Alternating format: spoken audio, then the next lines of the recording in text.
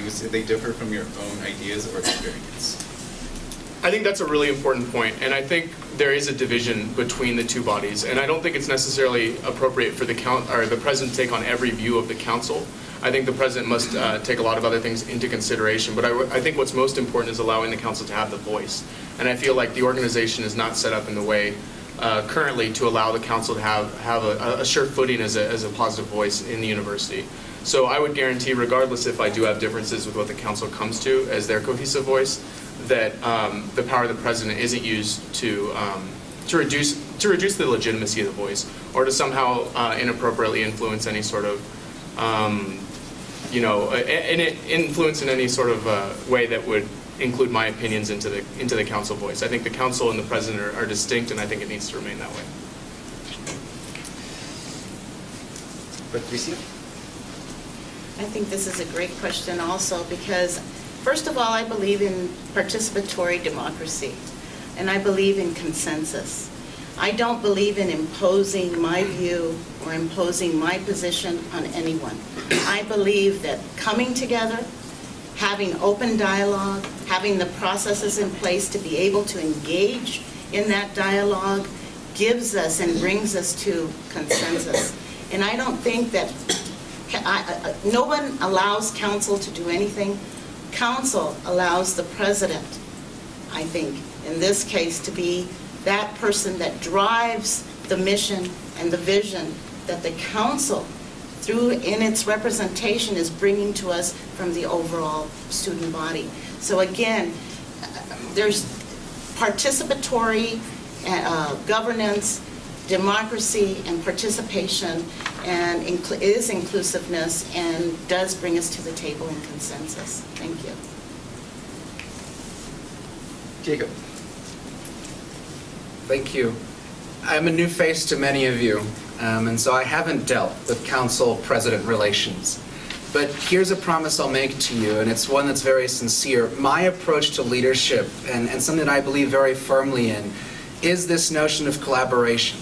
And we use it as a buzzword, but I've really called for it and put forward some concrete plans about how we can begin engaging not only the council and GPSA president together, but positive steps we can take to better engage the university administration, the undergraduates, and all stakeholders. At the end of the day, I disagree with Patricia, however. I've outlined in this little pamphlet that I've handed to some of you an agenda, some ideas about how we can work together and what can be on the table that we can make some positive policy change. But at the end of the day, these are topics for discussion. And I want to engage in that discussion with all of you as an equal partner. Thank you. Okay. I think it's healthy that the two branches of government should balance one another. I think that the legislative is a check on the executive and vice versa. But I anticipate, looking at the candidates that are running for council chair, I anticipate that I would be able to work very, very well with any of those students to further the mission of helping graduate and professional students. If I were to be elected as GPSA president, I would be held accountable to the graduate and professional student body as a whole. Council, individual people are accountable to their departments. I would be surprised if, as a president, my goals were so different and my ideas were so different than what the council is also trying to achieve for graduate and professional students. In our own ways, we each are looking out toward our own best interests for students. And so I would be surprised if there were a great tension. And I think that I anticipate that we will be able to accomplish a lot in the coming year working together. And I think that where there are differences, it's about sitting down and having a healthy conversation, a respectful conversation. All right, this will be the last question of this debate, and it's going to be directed towards Patricia first. What steps can be taken to continue increasing cooperation with ASUNM? Well, that's a great question because we've already begun that process. I've been on council for 2 years, and for 2 years we've been talking about how we're going to do that. How are we going to bridge the divides that exist between the two student bodies? As I've been saying all along, in order to be a strong, unified, and uniform voice, we need to have the mechanisms in place to bring us together. And we've begun that with proposed joint resolutions. We can continue to do that with proposed joint commissions. We have to be able to come together and identify common agendas with common priorities And we have to know how to strategically execute those, set them in place so that we know that we're going to achieve 1, 2, 3 priorities a year. But we need to do it as a unified voice. And I think that the relationships with ASU&M are beginning to improve, and they've come to the table and they have agreed that we do need to continue this through our transition, and my transition will include that. Thank you. Jacob. Thank you. You know, at the end of the day, I think we're all committed to the same idea.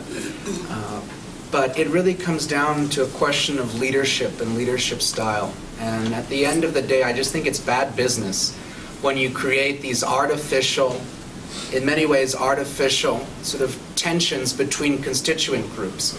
We all care about the increasing cost of attendance at this university. Undergraduates and graduate students alike leave this university with more debt than their peers nationwide. In fact, at the graduate level, we lead the national trend, and that's a serious problem for our state. So I think that from my leadership perspective, it's engaging the undergraduates in a discussion about the tangible areas where we can work together. You know, I also have strong personal relationships with the undergraduate leadership and the new student region. And I will actively bring those to the table because at the end of the day, it's just good business to bring people together and work together. Thank you. Katie? I have sat on the Cost Containment Committee, which is the group that's recommending the budget on Monday to the Board of Regents. And I've been able to work together with the ASU&M president, Lázaro Cardenas, to argue for, you know, lower tuition increases, you know, as little tuition increases we possibly can get away with. You know, and that's been a positive relationship. I also was able to work together with the undergraduates to actually lower fees this year on the Student Fee Review Board. But what you have to realize is that there are times when the undergraduates and graduates do not get along. The undergraduates are not ready yet to have transparent government. They don't want a video camera in the room with their meetings. And I absolutely believe in the idea of having a video camera in the room and making sure that meetings are accessible to all of us constituents who can't show up. So I think that what's important is to work together where we can and accomplish as much as we can where our interests coincide. And where our interests are different, make sure that we're advocating for graduate students and not undermining other cooperation. And Joseph. I was in the workforce before starting law school, but before that I actually was an undergraduate, and I was very involved in the student government and around the university in multiple capacities. And I understand the differences that ASU&M and GPS face, probably a lot more than most people because I dealt with them. I had to deal with the differences and the problems with working as a cohesive student body. And that's one of the reasons why I wanted to get involved with GPSA, because I think that we don't work enough together.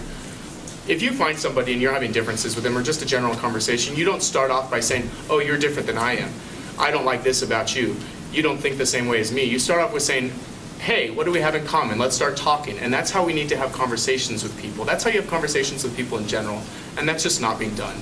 We need to start off with finding our commonalities between these groups of people around the university, and then start to show our differences. And then we have a sure footing at the table when we discuss what we want to do to advocate for professional and students, or professional and graduate students. All right, well, that concludes the debate. We're just going to commence the 1-minute closing statements. Jacob. Thank you all. I feel like this has been sort of like a speed dating affair. You know, at the end of the day, I got in this race because of tuition and cost of attendance. I got in this race because of transparency issues surrounding resource allocation. And I got in this race because this state needs to step up its commitment to its four-year research institutions and to all of you. I bring to the table a unique set of opportunities for the organization, and those are those critical relationships in Santa Fe to begin engaging stakeholders across the state in how we're going to actually solve these problems and take the lead once and for all. Because if we don't engage in that kind of conversation, it's going to be year after year that we're faced with the same challenges, and then we just come to the decision that we're okay with for that given year. You know, I thank all of you. I encourage you all to consider my candidacy, of course. You know, at the end of the day, I'm a proud Lobo, and I think we're all proud to be members of this university. And I promise each and every one of you that the extent of my energy will be used for working with you all to make it a better university. Thank you. Katie? So thank you for being here. I have to say I'm really excited about how many people are in the room right now. I actually had to go into my flyer reserves in order to, run in and get some more so that everybody can have one at the end of this. I'm excited about government. I'm excited about representing graduate and professional students. I'm excited about what we can accomplish at this university, university-wide, not just the collaboration with ASU and M, but also up with the administration and what we can do to prevent tuition increases. At the end of the day, I'm about serving students. I'm about keeping costs low, and I'm about a transparent government. So if you believe in those things, I would appreciate your support. My contact information is on the back of my flyer, so feel free to call me or email me with any concerns that you may have. I want you to think of me as an open and inclusive and accountable representative of graduate and professional students. Thanks. Joseph. I think we've all said this, but I completely agree that this is something that's bigger than me, and my main goal is not necessarily even solely next year. I think that my plan involves steps for GPSA for the future. I always like leaving something better than I found it, and I feel like this is a great opportunity to create an organization that works well with each other and well with organizations within the university. And I think that that's my main priority. But what I think is necessary to do that is to create a foundation. And I think that starts with some of the changes that we're implementing today with the Constitution, but it also starts with solid leadership, with people that are willing to work with each other and work with other people who do have differences. And I think that that's one of my main priorities. And I think part of that is building bridges. And I think that a lot of us do share the same priorities as far as candidates for what we want for graduate students. Obviously, there are things that will not change that are necessary for graduate students, but I think what makes me different is the way that I want to go about making these changes. I want to go about it with working with people and creating bridges across campus with different groups of people and students, graduate and professional students. And Patricia. Thank you. I've been a public administrator, I've been a community developer, I'm an organizer, and I'm a mobilizer. Many think that taking a stance and standing ground with principle and conviction and upholding the good of the collective is an impediment. I believe otherwise. It is adversity and it is diversity which creates the dialogue that breeds the unity and action that we need. I do have a vision and I do have goals.